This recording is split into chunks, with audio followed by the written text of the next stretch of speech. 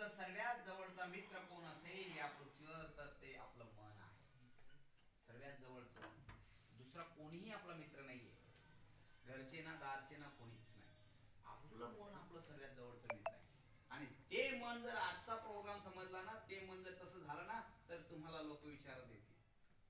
पण तेच मन असं आहे तर सर्वात जवळचा जर शत्रू कोण असेल तर ते मन आहे. जवळचा शत्रू ही मन आहे आणि मित्र ही मन आहे. ज्याने मैत्री केली मनाशी, जो मनाचं ऐकतो तो शत्रू असतो. जो मनाचं ऐकतो मन त्याचा शत्रू असतं. आणि जो मनाला आपल्या बाजूने घेऊन चालतो तो त्या मित्र असतो. लक्षात घ्या, मन त्याचा मित्र असतं. होतं काय? होतं हे की मन आपल्या ताब्यात नसतं आणि मनाचं आपण ऐकतो आणि म्हणून व्यसनाधीन तिकडे आपण जातो. सुभाषचंद्र बोस म्हणायचे, तुम मुझे खून दो मैं तुम्हें. आपल्याकडची मुलं एकच म्हणतात, तुम मुझे तंबाखू दो मैं चुना दूंगा.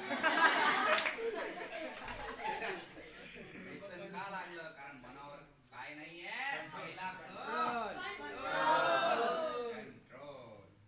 जर एखादं वाहन असेल चालवत असताना जर कंट्रोल सुटला तर काय होतं बाळांनो? ऍक्सिडेंट होतो. आणि तुम्हाला सांगतो, कंट्रोल असेल तर ऍक्सिडेंट होणार नाही. म्हणून मुली आणि मुलांचं स्वतःवर येता 9वी आणि 10वी मध्ये जर कंट्रोल असेल तर त्यांचा ऍक्सिडेंट होण्याचा विषय येत नाही. पण कंट्रोल जर गेलेला असेल आणि नेहा कक्करमुळे जर भाटापड असेल मग मात्र काही होण्याची शक्यता नाही. येत नाही. लक्षात घ्या. म्हणून कंट्रोल. अहो साधी गोष्ट, जेवणावर सुद्धा कंट्रोल असावा माणसाचा. बरेच मुलं जर चांगलं राहिले ना असं म्हणतो येऊ दे. किस्सा सांगतो. एक मुलगा, त्याला ते मठाची उसळ छान आवडते आणि मठाची उसळ तो अशी दाबली आपलं ते जठरांगी मोकळं राहतं ना तर जिरतो. पहिल्यांदा बघा कंट्रोल सांगतोय मी, जर अन्न खात असताना जर पहिलं ढेकर आला, ढेकर पहिला, तर शरीर आपल्याला सांगतं की थांब बाबा.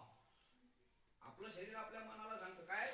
थांब. आपलं मन म्हणतं नाही ना, काही थोडं दोरेले ना आणि द्या ना. मग दुसरा ढेकर लागतो, ते शरीर सांगतं आते तरी मी गुलाबजामुन राहिले. ज्या मुलाचा व मुलीचा तिसरा ढेकर येतो, तिसरा ढेकर पर्यंत जी मुलं मुली खातात त्यांचा स्वतःच्या मनावर कंट्रोल नसतो. याचा मनावर कंट्रोल, जगज्जीत त्याला म्हटलं जातं, जो मनजित असतो. आणि मनावर कंट्रोल नसल्यामुळे लई प्रॉब्लेम होतात. मी हे जे उदाहरण सांगतोय ना, त्याने काय केलं, 3 ढेकर झाल्यावरही थांबला नाही. ती मठाची उसळ, लग्नामध्ये मठ असतात ना, ते लई खाल्ले इथपर्यंत खाल्ले. मग शरीरामध्ये आपल्या जठरांगी ना इथं आहे, अन्न वापस येतं त्या ठिकाणी आणि ते त्याच्यामध्ये ते जिरत असतो. तुम्ही समजा सर्वजण सायन्स मध्ये शिकलेले असणार तर ते जिरतो. ते प्रक्रिया करण्यासाठी जी जागा आहे ना ती ब्लॉक करून टाकली. आता ब्लॉक झाल्यानंतर, इंजिनच ब्लॉक झालं तर काही मशीन कळेल का पुढे? नाही. आणि पोटात गेल्यानंतर अन्नाचं एक वैशिष्ट्य आहे, त्याला जर वाफ भेटते, उष्णता भेटते, पाणी भेटते ना, ते पोटात असे जे अन्न आहे ना, कडधान्य अन्न, हे शिजत असतं पोटामध्ये सुद्धा. आणि मग पोट फुगायला लागलं. त्याने मजबूत खाल्लेलं होतं, ते पोट फुगायला लागलं. मशीन बंद. डॉक्टरला बोलवलं. डॉक्टर म्हणे मी काही करू शकत नाही. इंजेक्शन दिलं, काय दिलं, काहीच होणार नाही, पर्याय नाही. मग त्याची मम्मी त्याला काय म्हणते, भाऊ थोडं तरी पाज रे बाबा. आई रडायला लागली. मित्र, सांगायचं तात्पर्य असं आहे की जर नुसता खाण्याचा कंट्रोल जर आपल्यावर राहू शकत नसेल तर आपलं मनाचा कंट्रोल कसा होतो? म्हणून मनाला कंट्रोल करण्यासाठी सोपी पद्धत सांगतोय मी तुम्हाला. मनाला कंट्रोल करण्यासाठी मनाला आपण आपलं मित्र न बनवता आपण त्याला सांगायचं, बाबा रे तू माझ्या ताब्यात राहा. मग तो मित्र तुमचा. आणि त्याचे जर तुम्ही मित्र झाले तर मात्र तुमचं मात्र काही झालं नाही. मन आपलं आहे की तेच आपल्याला चुकीच्या दिशेला घेऊन जात असतं. मन असतं ते दुसऱ्या ठिकाणी घेऊन जातं. म्हणून मनाला ताब्यात ठेवणे हा पहिला लक्षात घ्या कंट्रोल. दुसरा आपली क्रेडिट, पद. क्रेडिट, आपली क्रेडिट जायला नको. लाख कोशिश करो लेकिन अपना क्रेडिट संभालो. लाख कोशिश करो. क्यों हम बड़े लोगों को मानते? जो हो गए क्यों हो गए? त्यांच्यात आणि आपल्यात काय फरक आहे? फक्त एवढाच आहे, त्यांनी मनावर कंट्रोल केलेला होता, आपला मनावर कंट्रोल नाही. बस एवढाच फरक आहे. म्हणून ते महापुरुष झाले, म्हणून ते मोठे झाले. मोठे होण्यासाठी काही करायची गरज नाही. आणि मग आपली पद, आपली क्रेडिट जायला नको. कलंक काजल से काली, कबीर महाराज म्हणतात. मला नाही लागू द्यायचं, मला माझं क्रेडिट नाही, मला वाया घालायचं. मग तिसरा क तुमच्यासाठी खास आहे. क्रेडिट गेलं ना एकदा माणसाचं, तर ते पुन्हा येत नाही. एखाद्या मुलाने पहिली दुसरी मध्ये चोरी केलेली असते, मग त्याला आयुष्यभर आपण 10-12 पर्यंत चोरच समजतो, पण ऍक्च्युअल तो चांगला झालेला पण असू शकतो. लक्षात घ्या. म्हणून पद जाऊ द्यायची नाही, क्रेडिट जाऊ द्यायचं नाही. असं काहीतरी इंग्रजी मध्ये म्हणतात, money is loss, nothing is loss. पैसे गेले तर काही हरकत नाही, स्वास्थ्य सुद्धा गेलं तर काही हरकत नाही, पण पद गेली ना तर सर्व चालत जातं. म्हणून पद जाऊ द्यायची नाही. तिसरा क, मग सर पद तर आम्हाला जाऊ द्यायची नाहीये, मग काय? तिसरा क आहे कमल फुल सारखं तुम्ही घाता आलं पाहिजे तुम्हाला. भारताचं कमळ फुल, या फुलालाच का भारतीय फुल म्हणून सांगितलं झालंय? कोणाला सांगता येईल तुमच्यापैकी? सांगा बरं. भारताने कमळालाच का आपलं राष्ट्रीय फुल जाहीर केलंय? गाऱ्यामध्ये फुलतं म्हणून. यस. कोण म्हटलं? यस. तुझं नाव काय? हर्षल. हर्षल. नावासारखा हर्षल आहे यार, तू छान. बघा मी सांगतो तुम्हाला, एके ठिकाणी विचारलं, म्हटलं तुझं नाव काय? तो म्हणे माझं नाव अचानक. तसा माझा आता तुमच्या या क्लासमध्ये प्रोग्राम कसा होतोय? अचानक होत आहे.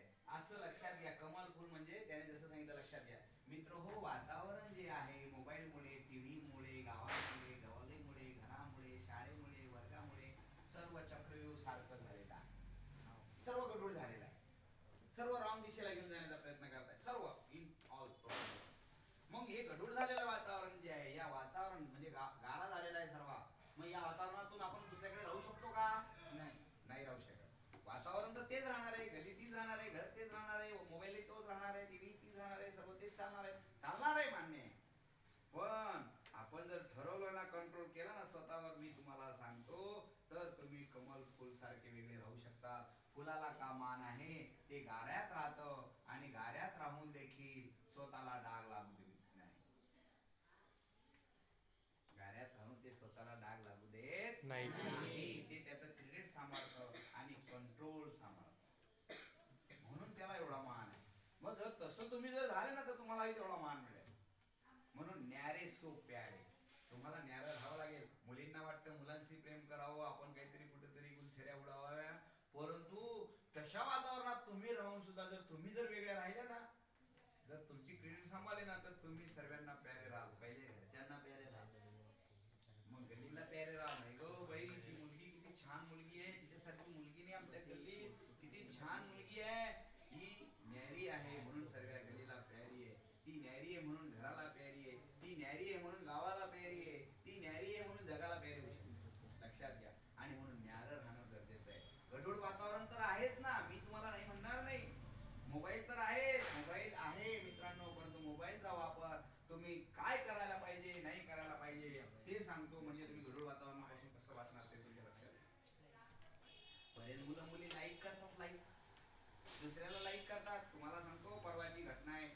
अहो, मुलीने सकाळी लाईक केलं, मुलीने सकाळी लाईक केलं मुलाला, मुलाने सकाळी लाईक केलं मुलीला, आणि दुपारी बाईकवर भेट घेतली. दुपारी बाईकवर भेट घेतली, संध्याकाळी फरार. लक्षात घ्या. लाईक, मी काय सांगतो ते तुमच्या लक्षात जर आलं ना, जे मुलं मुली दुसऱ्याला लाईक करतात ना, ते दुसऱ्याला लाईक समजतात आणि आपण स्वतःला नालायक ठरवतो. कोणाला करतो आपण लाईक? जो आपल्यापेक्षा ग्रेट असेल, आपल्यापेक्षा चांगला असेल, आपल्यापेक्षा वेगळा असेल, त्याला आपण लाईक करतो. आणि आपण स्वतःच्या मन नजरेत काय राहतो मग? त्याच्या नालायक राहतो. मग मला सांगा, आजपासून त्याला लाईक करण्यापेक्षा आपली लायकी वाढवली पाहिजे का त्याला लाईक केलं पाहिजे? आपली लायकी वाढवण्यासाठी या 3 गोष्टी लक्षात घ्या.